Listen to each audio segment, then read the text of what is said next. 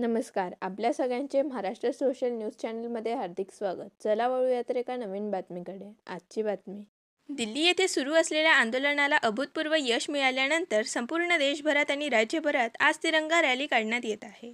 धुळे शहरातून देखील तिरंगा संघर्ष समितीच्या वतीने मनोहर चित्रमंदिराजवळील छत्रपती शिवाजी महाराजांच्या पुतळ्याला अभिवादन करीत तिरंगा रॅली काढण्यात आली.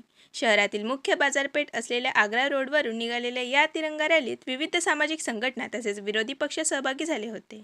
या रॅलीत 600 मीटर तिरंगा ध्वजाचा समावेश करण्यात आला होता. केंद्रीय शिक्षण मंत्र्यांप्रमाणेच राज्यातील शिक्षण मंत्र्यांनी देखील राजीनामा देण्याची मागणी या आंदोलनातून करण्यात आली. तर आज हे सर्व समविचारी जे विचारांचे लोक होते, सर्व जनता पक्ष सर्वचे एक विचारी लोक होते. आज दिल्लीमध्ये ही घटना झाली 20 जुलैला. अमानुषपणे विद्यार्थ्यांना जो लाठीचार्ज करण्यात आला, जी दडपशाही दाखवण्यात आली, त्या विरोधात हा मोर्चा होता. आणि संविधानाने विद्यार्थ्यांना जर पीसफुल प्रोटेस्ट करण्याचा जर अधिकार दिलेला आहे, कोणीही हत्यार घेऊन वगैरे काही आलेलं नव्हतं, तो एक पीसफुल प्रोटेस्ट होता. पण तिथे जे दडपशाहीने विद्यार्थ्यांवरती लाठीचार्ज करण्यात आला, तिथे अक्षरशः मुलांचे डोके फोडण्यात आले, अक्षरशः पोलिसांच्या ज्या लाठींना किडे लावून मारण्यात आले.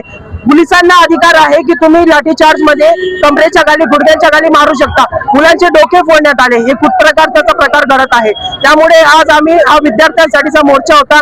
आणि जो विद्यार्थ्यांचा जो विजय झालेला आहे, धर्मेंद्र प्रधान यांनी जो राजीनामा दिलेला आहे, हा विद्यार्थ्यांचा लढाचा विजय आहे.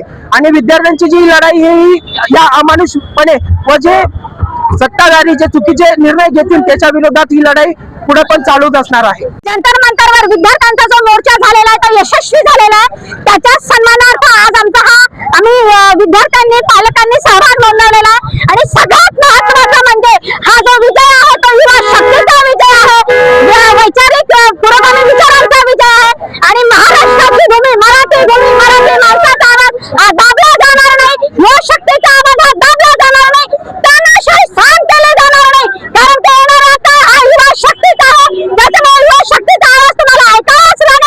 धर्मेंद्र प्रधानांचा जसा राजीनामा घेतला गेलेला आहे, तसा पुढील काळात बेजबाबदार सरकारांच्या मंत्र्यांचा राजीनामा घेतलाच जाईल. जय हिंद, जय महाराष्ट्र. ज्याप्रमाणे दिल्लीमध्ये विद्यार्थ्यांनी आंदोलन करून इथल्या केंद्राच्या शिक्षण मंत्र्याचा राजीनामा हिसकावून घेतला, त्याचप्रमाणे महाराष्ट्रामध्ये देखील सीएटीची परीक्षा ही लीक झालेली आहे. तर इथले जे शिक्षण मंत्री आहेत महाराष्ट्राचे, त्यांचा दादा भुसे यांचा देखील आम्ही राजीनामा घेऊन राहू ही आम्ही ग्वाही देतो. आणि येत्या काही दिवसामध्ये उद्यापासूनच सत्यशील तरी संघटना, समविचारी मित्र पक्ष आम्ही आंदोलन करू आणि या इथल्या बेअक्कल शिक्षण मंत्र्याचा आम्ही राजीनामा घेऊन राहू. मोदींच्या जुलमी हुकुमशाहीच्या विरोधात आपल्या महाराष्ट्रातील एक तरुण दिल्लीत आंदोलन करतो. अनेक तरुणांची डोकी फुटतात, पण ते न घाबरता किल्ला लढवतात तिथे. तर त्या धर्मेंद्र प्रधान शिक्षण मंत्र्याला राजीनामा द्यायला सर्व देशवासीय, देशप्रेमींच्या ताकदीमुळे त्यांना राजीनामा द्यायला भाग पडलंय. धर्मेंद्रचं काम झालंय, आता पुढील काम नरेंद्रचं देशवासी केल्याशिवाय राहणार नाही. आज धुळे शहरात खूप मोठा तिरंगा रॅली होती. जे संविधानाच्या विरोधात काम चाललंय, विद्यार्थ्यांना न्याय मिळत नाहीये आणि जी हुकुमशाहीकडे देश चाललाय त्या विरोधात खूप मोठा जागृत मोर्चा होता. आमचं पूर्ण धुळे शहर, आमचा तृतीयपंथी समाज या रॅलीत उपस्थित होता. आणि देश जागृत झाला आहे. देश लोकशाहीनीच चालत असतो, संविधानावरच चालत असतो. जी सरकार हुकुमशाही जे विद्यार्थ्यांवर लादली होती त्याच्या निषेधात आम्ही तिरंगा यात्रा काढली होती. आणि लोकशाहीचाच विजय होणार आहे, हुकुमशाही या देशात चालणार नाही. हा छत्रपती शिवाजी महाराजांचा देश आहे, महामानव डॉक्टर बाबासाहेब आंबेडकरांचा देश आहे. हा देश फक्त संविधानानंच चालत. इन्किलाब जिंदाबाद. बातमी आवडल्यास चॅनलला लाईक व सबस्क्राईब करा व दररोज अशा नवनवीन बातम्या पाहण्यासाठी चॅनलला फॉलो करा. धन्यवाद.